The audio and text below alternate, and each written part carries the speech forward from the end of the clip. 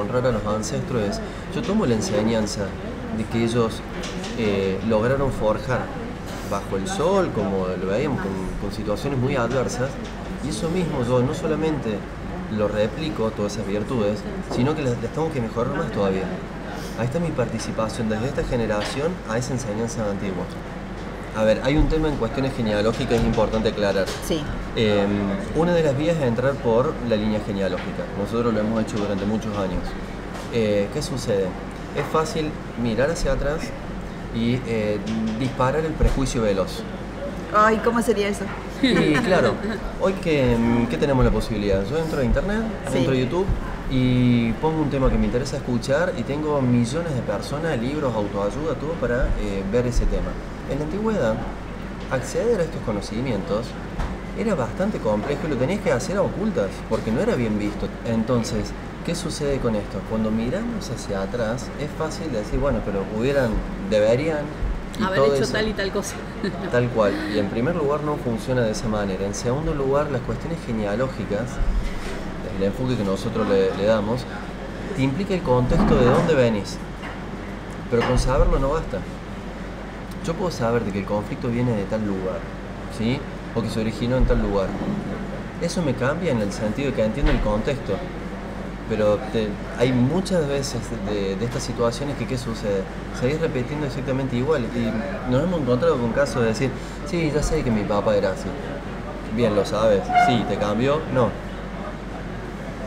¿Por qué a algunos le cambia y a otros no? Hay muchas variables en esto, pero ¿qué quiero aclarar con esto? Cuando hacemos lectura de árbol genealógico te permite entender el contexto de cómo fue forjado el conflicto. Como cuando haces una constelación, vos podés entender el contexto, pero de ahí a que lo cambies son dos cosas diferentes. O sea, claro. Tenés que sanarlo, digamos, de ahí a sanarlo. Es que tenés que hacer primero tenés que aceptarlo. Claro. Volvemos a coordenar tenemos que aceptar eso, aceptar lo que pasó para poder realmente perdonar, transformar o lo que hace que... Claro.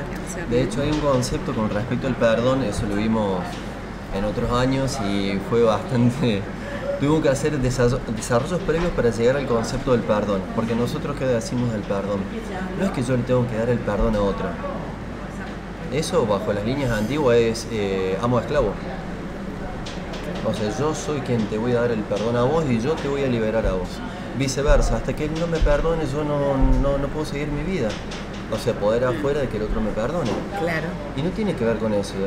Desde nuestro punto de vista el perdón tiene que ver con tomar conciencia y responsabilizarme de por qué yo generé esta situación, sea cual fuera, sea que yo hice algo y afecté al otro, o ya sé que el otro vino y me afectó a mí. En cualquiera de las dos situaciones yo estuve presente. Si yo no accioné como de una manera que ayudara a transformar la situación, yo tengo que ver primero por mí. ¿Qué no hice o qué sí hice? Si yo tomo conciencia de eso y hago mi desarrollo interno, yo me estoy perdonando. Y por ende, la situación externa, ya sea la situación, un familiar o una persona, queda en quinto plano si le tengo que perdonar o no. Porque yo me di cuenta, y esto es espejo, de por qué el otro me dijo eso, o por qué yo permití que me hicieran esto. Yo tomo conciencia de lo que me pasó a mí, y de ahí sí sale un perdón natural, podríamos decir que es agradecer incluso el otro, porque en ese contexto me ayudó a crecer a mí. Yo no tengo que dar perdón ni recibir perdón. Ya lo genero desde mi propia conciencia.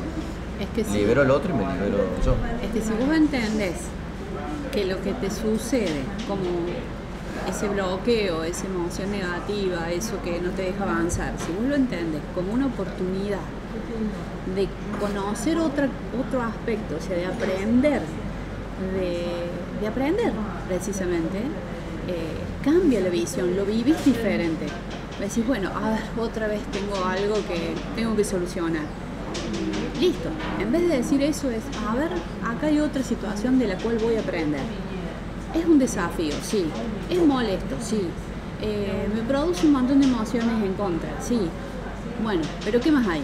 ¿Qué hago? ¿Cómo lo transformo? Porque sabemos que después de eso siempre viene lo bueno. Siempre. O sea, es una ley. O sea, es una ley hasta natural, ¿no? O sea, después de cada tormenta sale el sol de nuevo, ¿no? No hay mal que dure 100 años, dicen, ¿no? Totalmente. Ni cuerpo que lo resista, decía mi papá. Sí, pero sí. Hay un filósofo, sinceramente ahora no me acuerdo el nombre, no lo tengo presente, el nombre, pero sí su enseñanza, que él hablaba de que si a una situación lo enfocas como un problema, encontrarás eso. Claro. Problemas. El problema. Entonces el problema es que vas a querer con un problema, sacártelo de encima. Si en cambio a esas situaciones, entre comillas, problemáticas, le enfocas como un enigma, el enigma te invita a investigarlo, no sacártelo de encima. El enigma te pone en un estado de investigación, que es lo que hacen los niños. A ver cómo funciona esto, y en ese a ver cómo funciona esto hay un estado de entusiasmo, hay un estado de aventura y un estado de protagonismo. Soy quien me estoy metiendo en el tema y estoy desarmando el tema. Si es un problema, es otro problema más a sacármelo de encima. Fíjate cómo, de acuerdo a cómo lo enfoques al tema, Desarmarlo y después hay que armarlo de nuevo. y armas lo que querés. Exactamente. Es lo que hacen los niños también. Sí. Agarran una pieza, un juguete, lo desarman y no vuelven a armar generalmente el mismo. Arman Y no. otra pieza. Queda otra cosa. Desarman lo que encontraron como realidad. Lo desarman, lo estudian, juegan con eso y vuelven a armar algo que a ellos Otra les realidad, interesa. otra realidad. Exactamente. Y ahí es cuando volvemos a esto que nos preguntabas, ¿no? Porque, ¿qué hacemos con la realidad que vemos? Eso mismo. La desarmamos Sí.